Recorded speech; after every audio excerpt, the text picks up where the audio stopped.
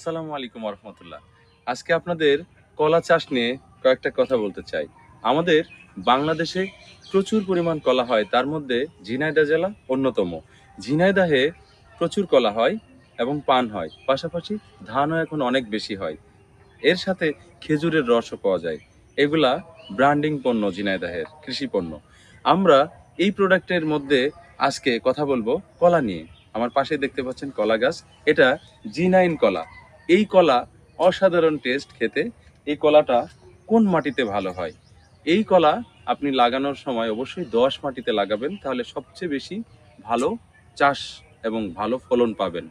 কলা গাছ যখন লাগাবেন, প্রতিটা গর্তে পর্যাপ্ত পরিমাণ জৈব সার দেওয়ার চেষ্টা করবেন। এর পাশাপাশি রাসায়নিক সারগুলো দিয়ে মাটি যদি আগে প্রস্তুত করে রাখতে পারেন, তাহলে আরও চমৎকার হয়।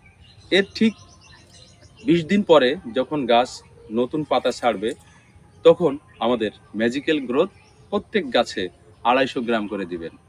এরপরে সেকেন্ড ডোজ 15 দিন পরে দিবেন, শুধুমাত্র ইউরিয়া সারের সাথে। আর যখন দিবেন তখন অবশ্যই সেচ দিয়ে নেবেন।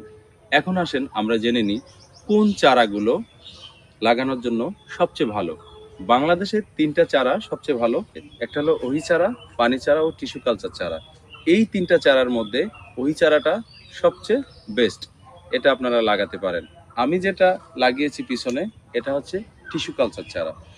আর এই চারা লাগানোর সবচেয়ে সর্বোত্তম সময় হলো সেপ্টেম্বর অক্টোবর, জানুয়ারি ফেব্রুয়ারি অথবা মার্চ এপ্রিল। এই 3টা টাইমের যে কোনো একটা টাইমে আপনি কলা লাগাতে পারেন।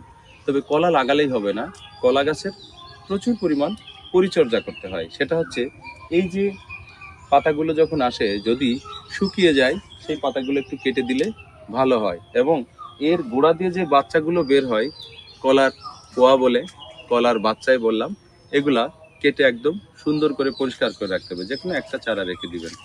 এভাবে যদি যত্ন করতে পারেন, আর আমাদের ম্যাজিক্যাল গ্রোথ এবং জিঙ্ক আর পিজিআর যদি স্প্রে করতে পারেন, মাঠের সেরা কলা হবে আপনার কলা, ইনশাল্লাহ।